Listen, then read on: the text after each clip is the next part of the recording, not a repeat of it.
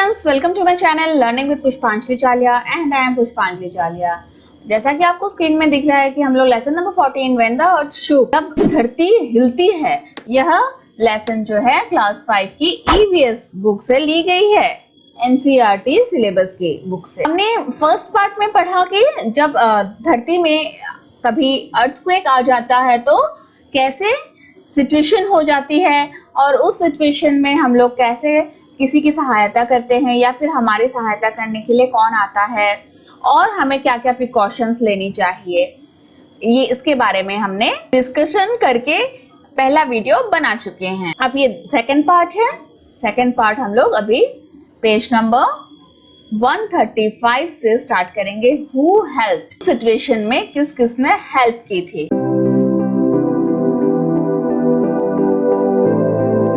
Read this TV report on the Bhuj earthquake. Now you are in class 4 और आप लोगों को TV में न्यूज जरूर देखनी चाहिए।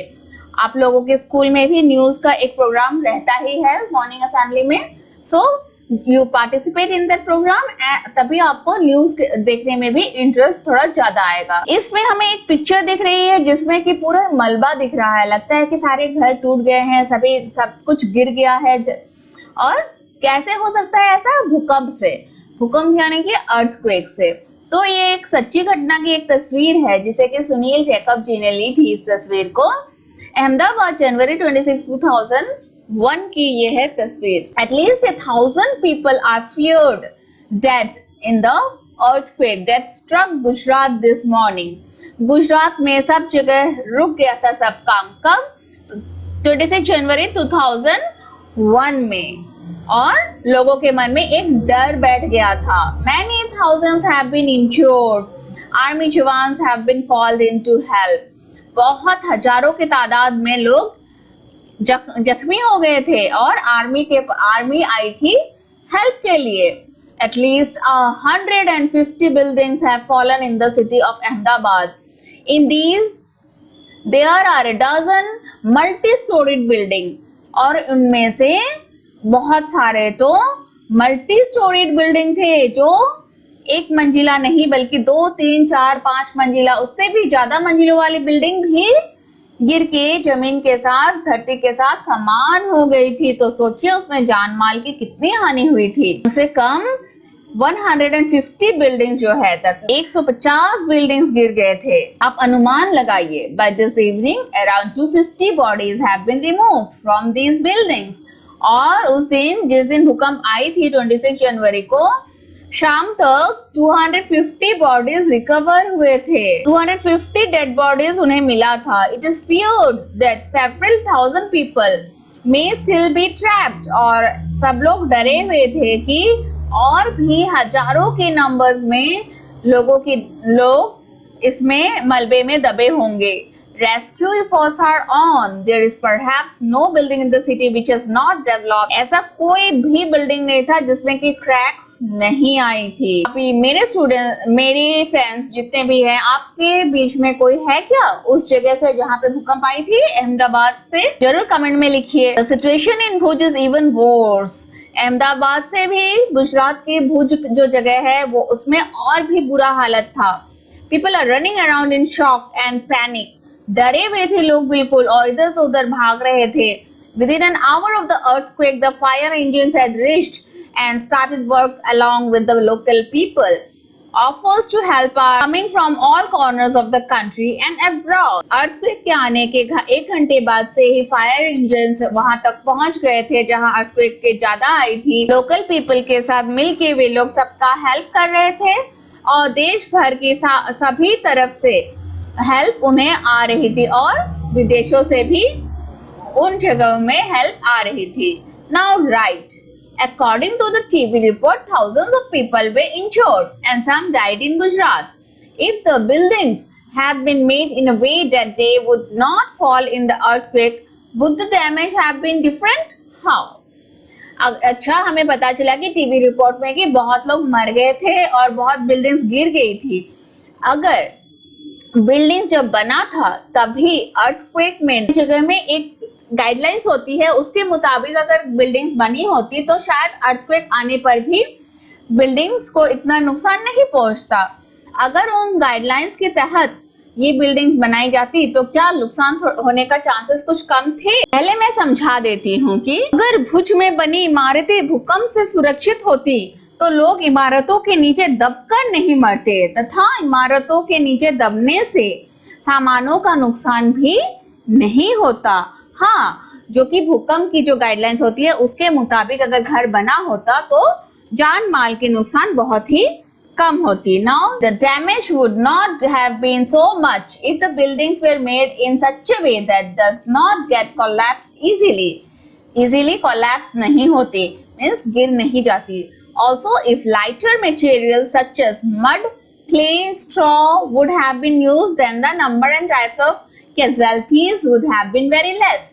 और अगर हल्के सामान से उन घरों को बनाया गया होता तो भी थोड़ा सा इमरजेंसी जो होती है, कैजुअलिटीज जो हो रही थी, हाथ पैर टूटना वगैरह, ये सब भी थोड़ा कम होता।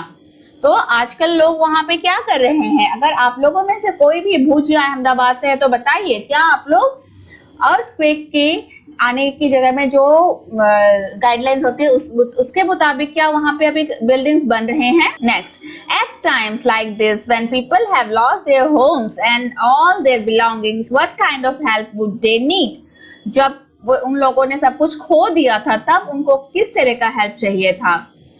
People would need the help for food, clothes, shelters and medicines to get well. लोगों को तब खाने की, कपड़ों की, रहने की जगह की और दवाइयों की बहुत जरूरत थी। इन सब के लिए उन्हें लोगों की जरूरत थी ताकि उनको हेल्प कर सके, जो हेल्पर्स हो, और डॉक्टर्स की, टू ट्रीट इंज्योर्ड पीपल और लोकल पीपल। और for food and clothes, army जवान आए थे उनको हेल्प करने।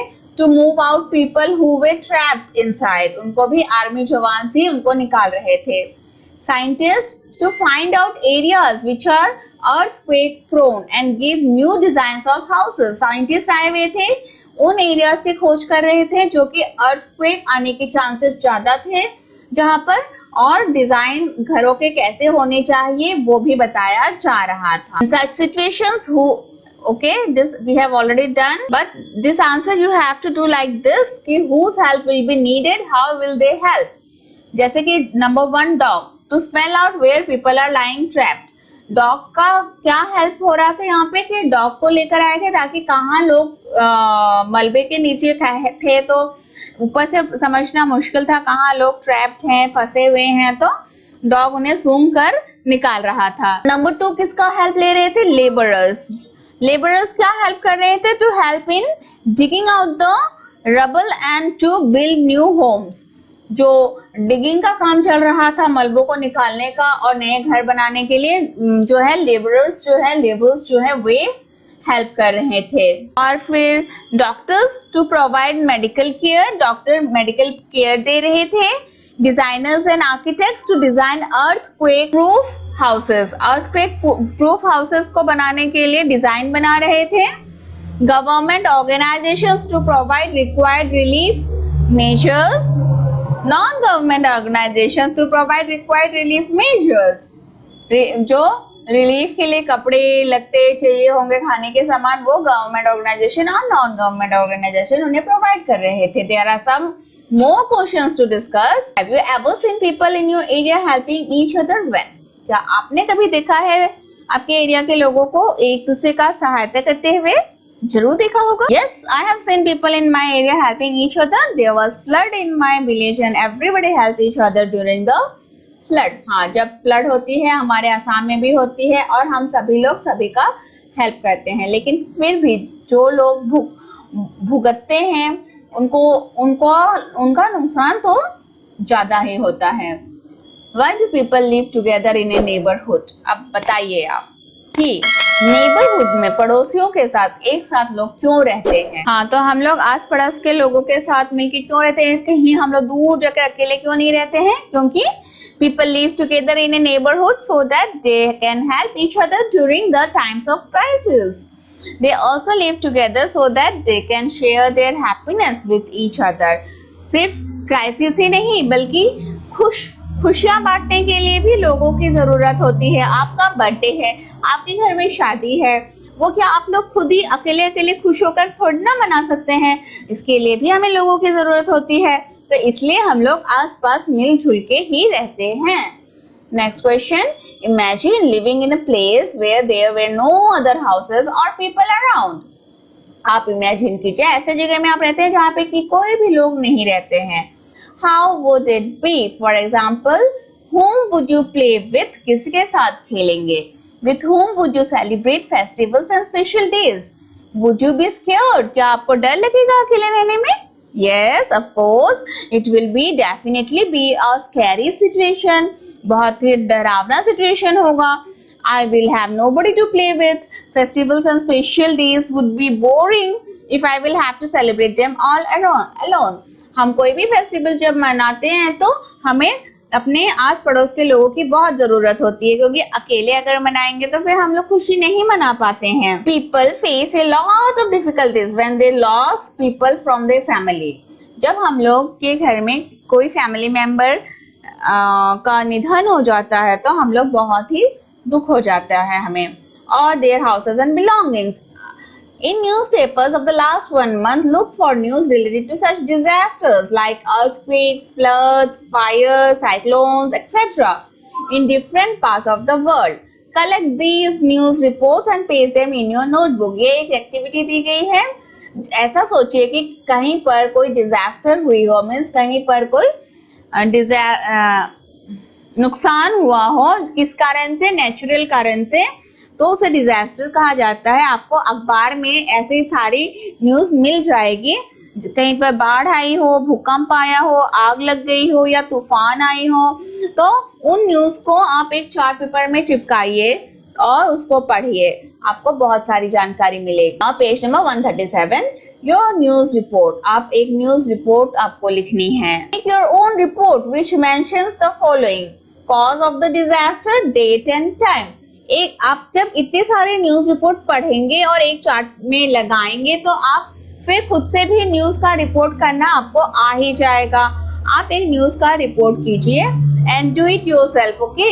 ये आप खुद से कीजिए। What kind of damage did it cause? Cause of the disaster, उस डिजास्टर के कॉज को ढूंढिए, किस चीज के लिए इतना नुकसान हुआ था। क्या वहां पे भूकंप आई थी? क्या उस दिन वहां पे और उस दिन और उस समय क्या हुआ था वहां पे एक्चुअल में? What kind of damage did it cause to lives, belongings and livelihood? जान माल की किस तरह से वहां पे नुकसान हुआ था? Which people came forward to help? Which government offices or other groups? और कौन कौन वहां पे हेल्प करने के लिए आया था? मैं एक सैंपल आंसर बताती हूँ, लेकिन अगर आपके आसपास के जगह में ऐसा कोई आपको पता चलता है तो आप जरूर जाके वहां पे एक रिपोर्ट बनाइए। हाँ, आप अपने बच्चों के साथ डिस्कस कीजिए तो ताकि आपके बच्चों को भी इन सब के बारे में मालूम हो सके। जैसे कि गैंगटॉक में 2011 में अर्थक्वेक आई थी, बहुत बड़ी। A massive earthquake rocked this tiny hilly town late in the night. हमने न्यूज में सभी ने देखा था। Many houses collapsed, बहुत सारे घर गिर गए थे।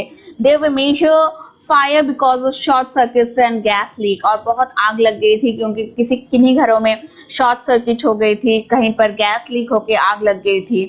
Till last report, 9 people have died and 30 are injured. 9 लोग मर गए थे और 30 लोग जो है घायल हो गए थे। Many people have lost their homes and are the mercy of relief agencies. Next, have people in your area ever got affected by famine or drought? Find which reports or different countries from newspaper. Make your own report. क्या आपके area में कभी भी कोई भी ऐसा संकट आया है? अगर आई है तो ऐसा भूखमरी या सूखी आपके इलाकों में कभी हुई है तो आप जरूर इस पर एक रिपोर्ट लिखिए। अगर आई है तो हाँ, हमारा इलाका बाढ़ प्रभावित इलाके हैं, यहाँ लगभग प्रत्येक साल बाढ़ आता है तथा जब बाढ़ नहीं आता है तो सूखा पड़ जाता है। ऐसी स्थिति में यहाँ के लोगों को भारी मुसीबत का सामना करना पड़ता है। लेकिन अगर सिर्फ लोगों को ही नहीं बल्कि एनिमल्स, जंतु जो लोगों के घर में होते हैं उनकी भी बहुत नुकसान हो जाता है। ओके, इस तरह से आप अपने बच्चों से लिखने के लिए कहिए, चाहे तो किसी भी डिजास्टर के बारे में वो लोग लिख सकते हैं। Which people come forward to help? Which government officers or other groups? कौन कौन से लोग हेल्प करने के लिए आते हैं? जैसे कि फायर स्टेशन आती होगी, फिर नियर बाय हॉस्पिटल से कोई डॉक्टर नर्स वगैरह की टीम आती होगी, है ना? तो एम्बुलेंस का कोई सर्विस आता होगा, पुलिस स्टेशन का नंबर भी रखना जरूरी है क्योंकि किसी भी घटना के लिए हमें पुलिस की भी जरूरत होती है। फार्मेसी जो होती है, जो कि केमिस्ट शॉप होती है, उनका भी जरूरत पड़ता है। If there is no rain, crops can fail and there can be a drought. Drought यानी कि सूखा पड़ जाता है अगर बारिश नहीं होती है और तब खेती भी नहीं कर सकते। Food for people can be brought from other places so that there is no famine. अगर ऐसा हो भी तो भी हम लोग खाना दूसरी जगह से मंगा सकते हैं ताकि वहां पे भूखमरी ना हो। Which means people don't have to stay hungry and they don't die of hunger. उसका मतलब कि वे लोग भूख से ना मरे। Have people in your area ever got affected by famine or drought? Find such reports of different countries from newspapers. Make your own report. इस question का मतलब क्या है? इस क्वेश्चन से यही पता चलता है कि अभी जो हमारे बच्चे क्लास 4 में हैं और पेरेंट्स सोचती है कि ये बहुत छोटे हैं, लेकिन ऐसी बात नहीं है, उन्हें सब जगह की जानकारी रखना है, चाहे वो न्यूज़पेपर के थ्रू हो या फिर टेलीविजन में टेलीकास्ट होने वाले न्यूज़ के थ्रू हो। कहाँ पे क्या हो रहा है पूरी दुनिया में, कौन कौन से डिजास्टर हो रहे हैं, इसमें से कौन अफेक्ट हो रहे हैं, ये सब अभी से हमें जानकारी देनी है अपने बच्चों को। सो पेरेंट्स, मैं आपको ये जरूर बताना चाहूंगी कि आप अपने बच्चों को इस तरह से बड़ा कीजिए ताकि वे बड़े होकर अपने आस पड़ोस के बारे में जानकारी रखने में इच्छुक हो, ना कि सिर्फ खुद के बारे में सोचे। ऐसा एक रिपोर्ट बनाने के लिए आप उनको उत्साहित कीजिए। We need some help from these in case of an accident or emergency. Find out and write their address and phone numbers. Add more names to this list. अभी आप अपने बच्चों से कहिए कि ऐसा एक डायरी में, मैंने पहले भी कई बार कहा है कि अपना एक डायरी बनाने के लिए जो कि बहुत ही इंपॉर्टेंट है, और उसमें एक कॉलम बना के एक जगह में एड्रेस और फोन नंबर, कुछ जो इम्पोर्टेंट एड्रेस होते हैं वो हमें इमरजेंसी के टाइम में काम आती है तो लिख के रखना चाहिए। जैसे कि फायर स्टेशन का उस इलाके का एड्रेस, फायर स्टेशन कहाँ पर है और फायर स्टेशन का नंबर, नियर बाय हॉस्पिटल कहाँ पर है उसका नंबर, एम्बुलेंस कहाँ पर पाई जाती है एड्रेस और उसका फोन नंबर, पुलिस स्टेशन का एड्रेस तथा उसका फोन नंबर, इसकी जानकारी रखना बहुत जरूरी है। Difficult times, right a report with the help of the following words: floods, river water, injured people, food packets, rescue work, camps, dead bodies, dead animals floating in water, houses underwater, aerial survey to see the scene of disaster from a plane। हमने देखा है कि जितने भी हमारे देश के नेता हैं वो क्या होते हैं, एरियल सर्वे करते हैं, ऊपर से देखते हैं कि कितना हेलीकॉप्टर से जाके कि कितना जान और माल की नुकसान हुई है। Sad people, diseases spread by dirty water, homeless people, trapped people. तो इसमें आपका एक ऐसे अच्छा खासा ऐसे बन जाएगा डिजास्टर के टाइम में किस तरह का सिचुएशन होता है इसको लेके। Will tell you how to write report. अगर आपको चाहिए इन रिटर्न तो you have to comment me so that I can give you in a different worksheet to write in your notebook. Now try to listen it properly. The Kosi has changed its course dramatically in the district of Purnia. Kosi नदी जो है उसने अपना, नदियां क्या करती है कि अपना रास्ता जो है बदल लेती है। As a result, the river water has engulfed hundreds of villages. Many people died and many others had to flee from their homes. Dead bodies of humans and animals could be seen floating around when the chief minister of the state undertook an aerial survey. Many camps have been set up for those who have become homeless. People who are still trapped in floods are being rescued by a team from Air Force and Navy. Food packets are being continuously dropped for people who are taking shelter on highways and at other high places. The Chief Minister has announced a relief package for each affected family. इस तरह से आप इसका report बना सकते हैं। मैं हिंदी में भी बताऊंगी कि उसी नदी के बहाव का रास्ता पूर्णिया प्रमंडल में नाटकीय तरीके से बदल गया। इसके कारण पूर्णिया प्रमंडल के कई इलाके को बाढ़ में अपनी चपेट में ले लिया। नदी का जलस्तर लगातार बढ़ता जा रहा है। बाढ़ के कारण सैकड़ों लोग तथा हजारों पशु घायल हुए हैं तथा मर गए हैं। मरे हुए लोगों के शव तथा जानवरों के पानी में बहने, सैकड़ों लोग तथा शरीर के कारण पानी गंदा हो गया है तथा शवों के सड़ने से बीमारियां फैलने की आशंका बढ़ गई है। लाखों घरों के डूबने से लोग बेघर हो गए हैं तथा मजबूरी में उन्हें कैंप में रहना पड़ रहा है। नेताओं तथा पदाधिकारियों द्वारा आकाश से निरीक्षण किया जा रहा है। सरकारी तथा गैर सरकारी संस्थाओं द्वारा राहत कार्य तेजी से चलाया जा रहा है।